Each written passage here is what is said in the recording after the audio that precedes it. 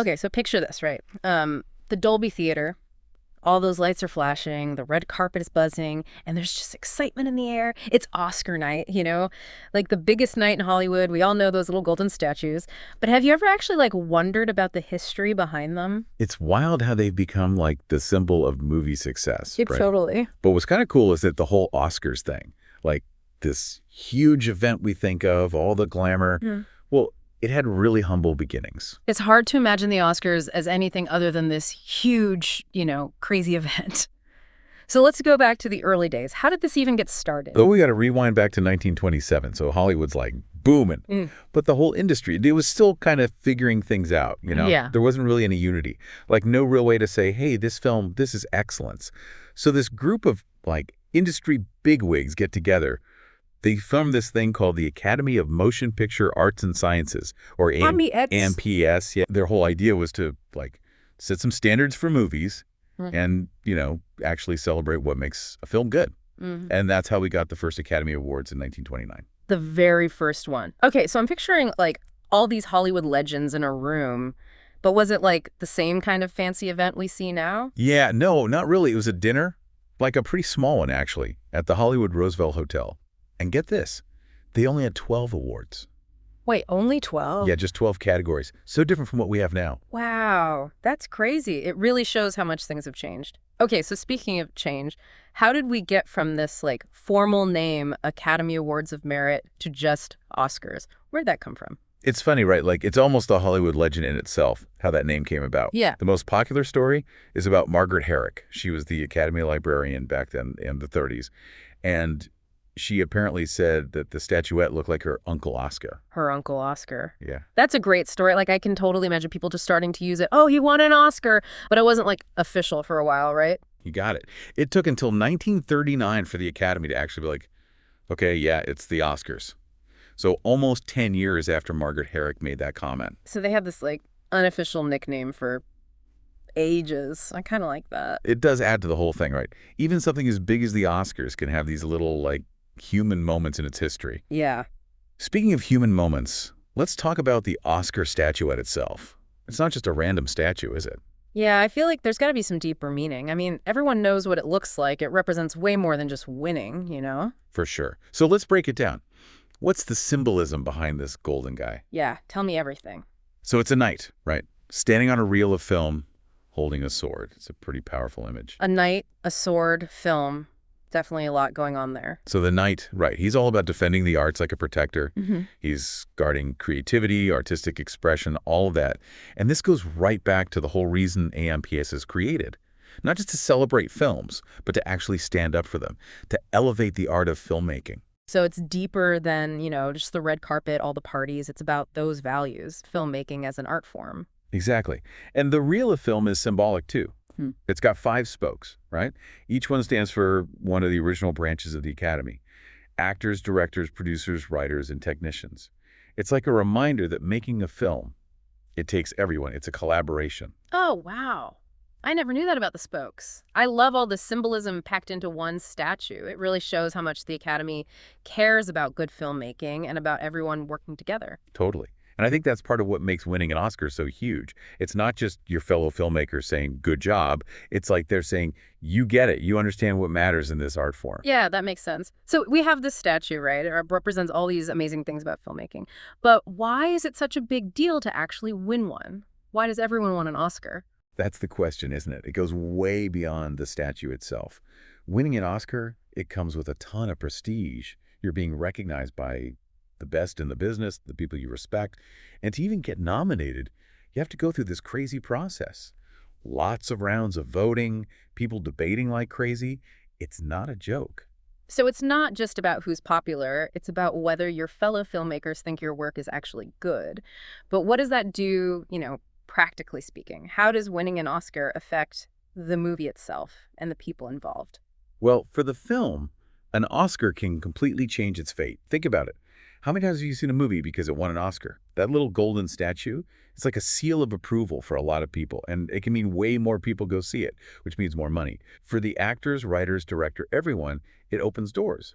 bigger projects, maybe better pay, the whole 9 yards.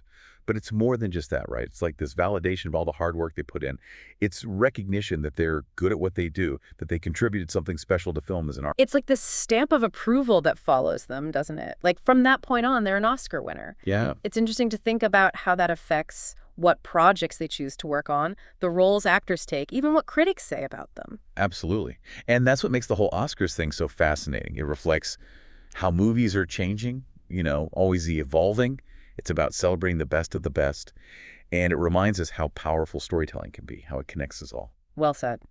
Speaking of evolving, let's fast forward to 2025. The nominations are out now, and it looks like it's going to be a super interesting year for movies. It is. We've got everything. Sci-fi, epic stuff, dramas that make you think, documentaries, hilarious comedies, and the people who Yeah. got nominated, it's a mix of all these different voices and perspectives. It's really cool to see. I love that. And of course, we can't forget about the host, Conan O'Brien. He's always hilarious, so I'm sure there'll be some great moments. Oh yeah, he never disappoints. But before we get into all the nominees, there's one film we got to talk about. Amelia Perez. It got like a ton of nominations, 13. 13. Yeah. Whoa, that's got to be some kind of record. What is it about this film that's got everyone talking? Well, it's a French-Spanish film, a musical drama directed by Jacques Audiard. He's also nominated for Best Director. The story is about this transgender woman who goes back to her hometown after 20 years. Critics are saying it's really powerful, the themes it explores, and they love how it mixes genres. Plus, everyone says the acting is amazing. A musical drama about going back home. It sounds really moving. Okay, so we've got Amelia Perez possibly winning big and Conan O'Brien bringing the laughs. What else is going to be exciting this year? Are there any other films or categories that have caught your eye? Oh, for sure. The Best Picture category is packed with incredible films this year. There's seriously something for everyone. Like, we've got these huge sci-fi movies like Dune, Part 2. Then there are films that really make you think, like The Brutalist and The Substance, and even a musical Wicked. Each one is totally different. It just shows you how much variety there is in movies today and how creative people are being. We've got these big spectacle films, smaller character-driven stories, musicals, and that goes for Best Director too, right? Totally. So we have Jacques Audiard, who directed Amelia Perez, Yeah. but also Brady Corbett for The Brutalist and James Mangold for A Complete Unknown. They all have these unique styles, these ways of telling a story that are totally their own. Yeah. It's going to be really interesting to see who wins. It's like a masterclass in filmmaking, just looking at the nominees. Each director brings something different. What about you?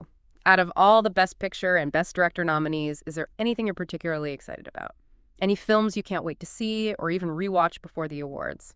Well, The Brutalist really caught my eye. And of course, Dune, Part 2. The Brutalist is directed by Brady Corbett. It's a historical drama set after World War II about this Jewish architect who comes to America.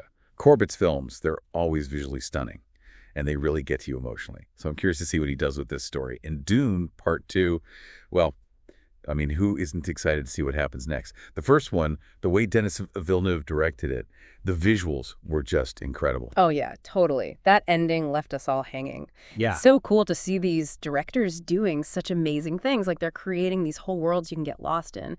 What about you? Any films from this year that you're really into? The Substance is one I'm really curious about, is directed by Claire Denis. Her films, they're always so subtle, Mm-hmm. but they stick with you. They have this atmosphere that's hard to describe. The Substance is a sci-fi thriller, which is different for her. But I have a feeling she's going to do something really special with it. I love that. It's always exciting when filmmakers try something new, like experimenting with different genres. And speaking of trying new things, there's Wicked, right? The musical. Directed by John M. Chu, taking something from the stage and putting it on the big screen, it's not easy. But I think Chu's gonna nail it. His style is so vibrant, and he really knows how to tell a story through music. Yeah, I agree. It's definitely one to watch. And it just shows you how diverse these nominations are. We've got epic sci-fi, these intimate dramas, and then a musical adaptation. There's something for everyone. It's a great mix, so many different stories being told. Okay, we've talked about Best Picture and Best Director, but what about the actors? The acting categories this year are stacked with talent. Oh, yeah. It's going to be a tough competition. So for Best Actress, Cynthia Erivo in Wicked. Everyone's talking about her performance, and for good reason. She's amazing. I saw her in a play a while back. Her talent is insane. I can't wait to see her as Elphaba. Yeah, the reviews have been incredible. People are saying her voice is just wow. And she really commands the stage, like she becomes the character. She's definitely one to watch. And then for Best Actor, we've got Timothée Chalamet. He's playing Bob Dylan in A Complete Unknown. He's blown up so fast, become one of the biggest actors out there. He has. And this role, people are saying, is like he transforms, like he really disappears into the character, captures Dylan's whole personality, all that talent. It's crazy how actors can do that, isn't it? Like they become someone else entirely. What do you think makes these performances so special, like Oscar-worthy? Well, both Erivo and Chalamet, they're just so good at showing emotion. And they do it in such a subtle way with so much depth. It's not just about, saying the lines right. It's about understanding the character inside and out, making them real Yeah. so that the audience feels everything they're going through. Yeah, that connection is so important. It's like they're pulling you into the story. Exactly. And in both of these performances, you see these actors really pushing themselves, taking on these roles that are challenging, that make them vulnerable. It takes a lot of guts to do that. I love that. So moving on to the supporting roles, we've got some big names this year. In Best Supporting Actress, there's Mikey Madison in Anora. People are talking about her performance a lot. Yeah, she's fantastic in it. She plays this young woman who gets caught up with this cult leader. He's charismatic, but also really dangerous. It's a tough role, lots of layers. She has to show vulnerability and strength at the same time. It sounds intense. I love those kinds of roles, where you really have to dig deep into human nature. What about Best Supporting Actor? Anyone standing out? Definitely Adrian Brody in The Brutalist. He plays a Holocaust survivor who becomes friends with the main character. The architect we were talking about earlier, critics are really praising his performance. Oh, Adrian Brody, he's always so good. What are they saying about his performance specifically? They're saying it's nuanced. He's playing this character who's dealing with so much trauma, loss, forgiveness, all these complicated emotions. It's a performance that's both sad and hopeful at the same time, and it adds this whole other dimension to the film, which is already really powerful. It sounds like a must-see. It's amazing how much these supporting roles can bring to a film. It really is. It shows that every part, even the smaller ones, they all matter. They all contribute to the story as a whole. So true. Okay, we've talked about the actors, but the Oscars, they're about so much more than just the people we see on screen. There are so many people behind the scenes who make the magic happen. You're right. The Oscars celebrate all these different skills, all these crafts that go into filmmaking. Cinematography, editing, sound mixing, visual effects. All of it is important in creating the experience for the audience. It's a team effort, right? From the writers who come up with the story to the composers who write the music, even the costume designers who create the look of the film. It takes a village. It really does. And that's one of the coolest things about the Oscars. It's a way to say thank you to everyone, all those talented people who work so hard behind the scenes. Yeah, I love that. So are there any categories besides the ones we've already talked about that you're particularly excited to see this year? Any predictions or just personal favorite? Well, I always love the categories that focus on the technical side of things, Yeah. like best cinematography, best film editing, best production design. Those are the crafts that create the visual language of a film. They shape how we see and experience the story. Yeah, those are the unsung heroes a lot of the time. We tend to focus on the actors and directors, but those behind-the-scenes folks, they're the ones who really pull us into the world of the film. Exactly. And this year, the nominees in those categories are incredible. Like the cinematography in Dune, Part 2, people are saying it's even more breathtaking than the first film. And the production design in The Brutalist is amazing too. They really recreated post-war America down to the smallest detail. Wow, that's incredible. So much work goes into every little thing. Okay, so looking at all the nominations this year, are there any big trends or themes that you've noticed? One thing that really stands out is the diversity of voices. We're seeing stories from all these different cultures, different backgrounds, different genres too. It shows that things are changing in Hollywood, becoming more inclusive, which is really great to see. It's so important to see those different perspectives represented on screen, to hear stories from people who might not have had their voices heard before. For sure. Another trend I've noticed is that historical dramas and biopics seem to be making a comeback. Films like The Brutalist and A Complete Unknown, they're looking at key moments in history, giving us new ways to think about the past. Yeah, it seems like people are really drawn to stories that connect us to our history. Like they help us understand where we are now by looking at where we came from. I think so. History always has lessons to teach us, and these films remind us that it's important to learn from the past, to make better choices now and in the future. Well said. And of course, we can't forget about the big spectacle films, the ones that just blow you away with visuals like Dune, Part 2. Yeah. Those movies take you to another world, and it's so exciting to see what they can do with technology and storytelling. Oh, yeah. They remind us of the magic of cinema, how it can transport us to places we never thought possible. So it sounds like this year's Oscars really have something for everyone. Thought-provoking dramas, historical epics, incredible sci-fi, a musical. It's a celebration of what movies can do. The excitement is building for sure. Everyone's making their predictions, trying to guess who's going to win. That's all part of the fun, right? Yes, The sir. speculation, the debates, all the fashion on the red carpet.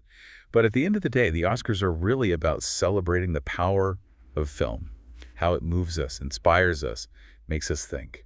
Couldn't agree more. Now, before we wrap up this part of our deep dive, we have to talk about the snubs.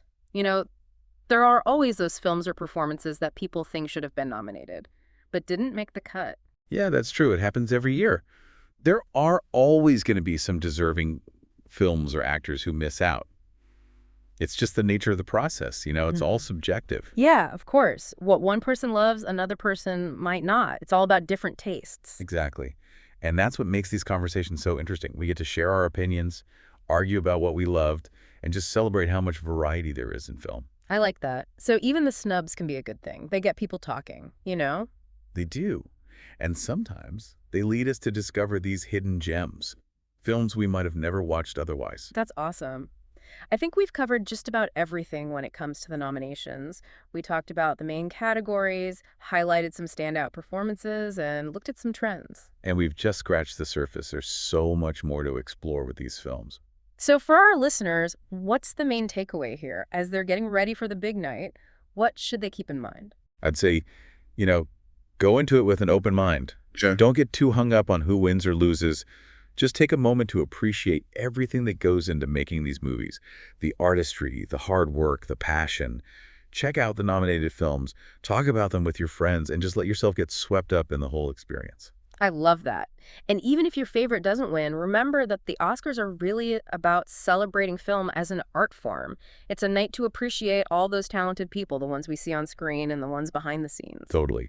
And speaking of appreciating talent, we talked about the movies, the directors, the actors, but we haven't really talked about the Oscar itself, that iconic statue. Oh, you're right. We can't forget about the history of those golden guys. I'm actually really curious about that, where it all started. All right, let's go all the way back to the beginning. 1929, the first ever Academy Awards. The Oscar statuette, it was designed by this guy named Cedric Gibbons. He was the art director at MGM. Right. And he came up with this design. A knight standing on a reel of film, holding a sword. A knight, a sword, film. It's such a powerful image, so symbolic. What do you think he was going for with that? Well, the knight, he represents protecting the arts. Yeah. Like he's a guardian of creativity and artistic expression. And the reel of film, that's obviously about cinema itself, the whole medium. So from the very start, the Oscar was about more than just making a good film. It was about the art of it, the importance of filmmaking as something to be protected and valued. Exactly. Yeah. And that symbolism has stayed with it all these years. It's part of what makes the Oscar so special, so sought after. It's funny, those first Oscars, they were made of solid bronze. But then in 1930, they switched to a different material. Britannia metal. It's an alloy, cheaper. So that's why they have that golden look, but they're not actually made of gold. Yep. They're electroplated, covered in a thin layer of gold, gives them that shine we all associate with the Oscars. That's so interesting. Okay, so you've got the knight, the sword, the reel of film, the gold. What about those spokes on the reel? There are 5 of them, right? Yeah. I always wondered about that. Good catch. Those 5 spokes, they stand for the 5 original branches of the Academy. Mm-hmm. Actors, directors, producers, writers, and technicians. It's a little detail that shows how important collaboration is in filmmaking. Wow. I never knew that. It really emphasizes that it takes everyone working together to make a movie. It does. And that's a big part of what the Oscars are all about, celebrating everyone involved. So we've had almost 100 years of Oscars. Has the design changed much over time? It stayed pretty consistent, which is kind of amazing, shows how well designed it was from the start. But there have been a few weird exceptions. Like during World War II, they had a metal shortage. So for a few years, they actually made the Oscars out of plaster. Plaster? Yeah. That's a great piece of trivia. Imagine winning a plaster Oscar. It's kind of cool, though. Shows they were determined to keep the tradition going, even during a war. It does. And after the war, they let people trade their plaster Oscars in for metal ones. Hmm. So there are very few of those plaster ones left. I bet those are worth a lot of money now. So other than the material and a few small changes, the Oscars been basically the same for almost a century. Pretty much. And I think that says a lot about the design itself. The knight, the sword, the film reel. It captures something essential about filmmaking. The art, the creativity, the power of stories. That's a beautiful way to put it. It's like no matter how much technology changes, how different movies become, those core values, they're always going to be important. So as we watch the Oscars this year, let's remember that those statues aren't just awards. They represent something bigger. They're about the history of film, all the people who've made it possible, the stories they've told. I love that. And when you're watching the ceremony, really listen to the acceptance speeches, the stories people tell, their journeys, how grateful they are. It reminds you that every film, it's the result of a whole bunch of people working together, putting their hearts and souls into it. So true. Well, I think that's a perfect way to wrap things up. Thank you so much for joining me for this deep dive into the Oscars. I've learned so much, and it's been a lot of fun. It was my pleasure. And to everyone listening, enjoy the show.